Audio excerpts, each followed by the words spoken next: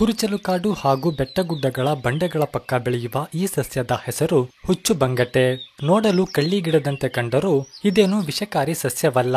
ಸಾಂಪ್ರದಾಯಿಕ ಔಷಧೀಯ ಪದ್ಧತಿಯಲ್ಲಿ ಬಳಸಲ್ಪಡುವ ಔಷಧೀಯ ಸಸ್ಯ.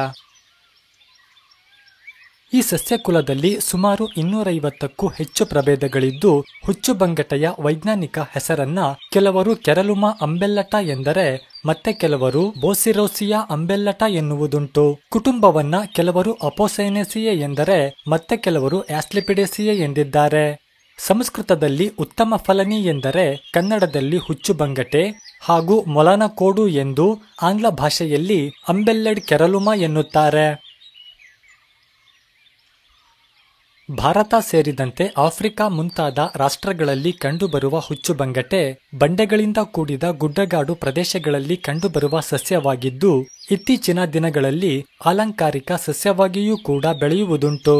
ಸುಮಾರು 1 ಅಡಿ ಎತ್ತರವಾಗಿ ಬೆಳೆಯುವ ಈ ಸಸ್ಯ ಎಲೆಗಳಿಲ್ಲದ 4 ಏಣುಗಳಿಂದ ಕೂಡಿದ ರಸಭರಿತವಾದ ಹಸಿರು ಕಾಂಡ ಹೊಂದಿದ್ದು, ಮಾರ್ಚ್ನಿಂದ ಏಪ್ರಿಲ್ ತಿಂಗಳ ಅವಧಿಯಲ್ಲಿ ನಕ್ಷತ್ರಾಕಾರದ ಗಾಢ ಗುಲಾಬಿ ಬಣ್ಣದ ಹೂವುಗಳಾಗುತ್ತವೆ. ಈ ಹೂವುಗಳ ಗುಚ್ಛವು ಗೋಲಾಕಾರವಾಗಿ ನೋಡಲು ಗ್ಲೋಬ್ನಂತೆ ಅಥವಾ ಛತ್ರಿಯಾಕಾರದಲ್ಲಿ ಕಂಡುಬರುತ್ತದೆ.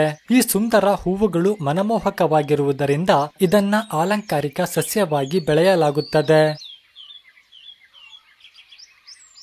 ತೋರಿಸಲ್ಪಡುತ್ತಿರುವ ರಾಸಾಯನಿಕ ಸಂಯುಕ್ತಗಳಿಂದ ಕೂಡಿರುವ ಹುಚ್ಚುಬಂಗಟೆಯನ್ನ ಅರೇಬಿಕ್ ಹಾಗೂ ಭಾರತೀಯ ಸಾಂಪ್ರದಾಯಿಕ ಚಿಕಿತ್ಸಾ ವಿಧಾನಗಳಲ್ಲಿ ಬಳಸಲಾಗುತ್ತದೆ. ಈ ಸಸ್ಯದ ಉಪಯೋಗಗಳೆಂದರೆ, ಗುಡ್ಡಗಾಡು ಪ್ರದೇಶಗಳ ಸಮುದಾಯಗಳಲ್ಲಿ ಇದರ ಎಳೆಯ ಕಾಂಡಗಳನ್ನ ತರಕಾರಿಯಂತೆ ಬಳಸಲಾಗುತ್ತದೆ. ಈ ಸಸ್ಯದಿಂದ ಸಾಂಪ್ರದಾಯಿಕ ಪದ್ಧತಿಯಲ್ಲಿ ಹೊಟ್ಟೆಯ ಸಮಸ್ಯೆಗಳು, ಮಧುಮೇಹ, ಮೂತ್ರದ ಅಸ್ವಸ್ಥತೆ, ಚರ್ಮದ ತುರಿಕೆ ಹಾಗೂ ಗುಳ್ಳೆಗಳನ್ನ ಸರಿಪಡಿಸಲು, ಗಾಯ ಹಾಗೂ ಸುಟ್ಟ ಗಾಯಗಳನ್ನ ಗುಣಪಡಿಸಲು, ಜ್ವರ, ಹಾವು ಚೇಳುಗಳು ಕುಟುಕಿದಾಗ ಅಷ್ಟೇ ಅಲ್ಲದೆ ಕ್ಯಾನ್ಸರ್ನ ಗೆಡ್ಡೆಗಳನ್ನು ಸಹ ಗುಣಪಡಿಸಲಾಗುತ್ತದೆ ಎಂಬ ವರದಿಗಳಿವೆ.